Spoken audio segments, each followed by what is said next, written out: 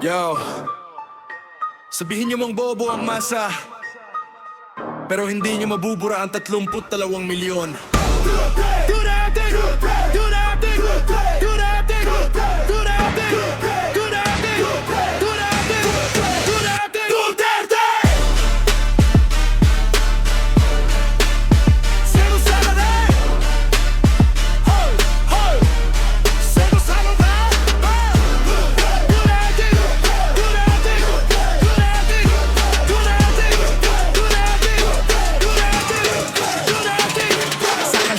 Simula ang apoy ng sigaw, hindi elitista, masaang gumalaw. Kahit anong light nyo, kahit anong banat, ang boto ng bayan, hindi nyo mababawas. Lumaki sa hirap, lumaki sa laban, hindi kami sunod sa dikta ng mayaman. Kung ano ang nakita ng mata ng masa, yun ang dahilan kung bakit di nawawala. Sa bawat barangan may kwento ng gabi na ang takot sa lansangan ay unti-unting nawala rin. Hindi kami bulag sa pagkukulang ng tao, pero nakita rin namin ang tapang sa gulo.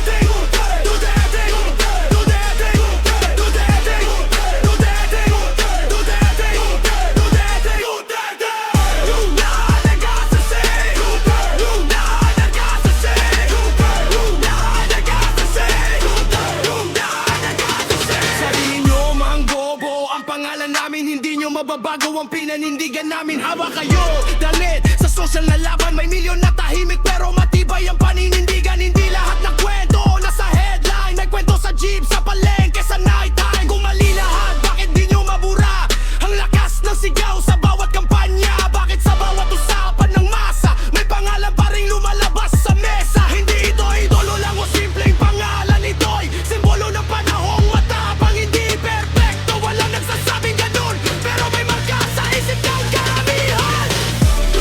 Duterte, Duterte, Duterte, Duterte, Duterte, Duterte, Duterte, Duterte, Duterte, Duterte ka kasi, Duterte ka kasi, Duterte ka kasi, Duterte ka kasi, Duterte, Duterte ka kasi, Duterte, Duterte ka kasi, Duterte, Duterte ka kasi, Duterte, Duterte ka kasi.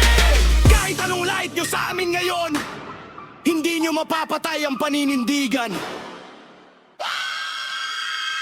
Ito ang boses ng masa sa gitna ng gulo. Hindi scripted, hindi gawa ng grupo. Kung ano ang nakita ng mata ng bayan, yun ang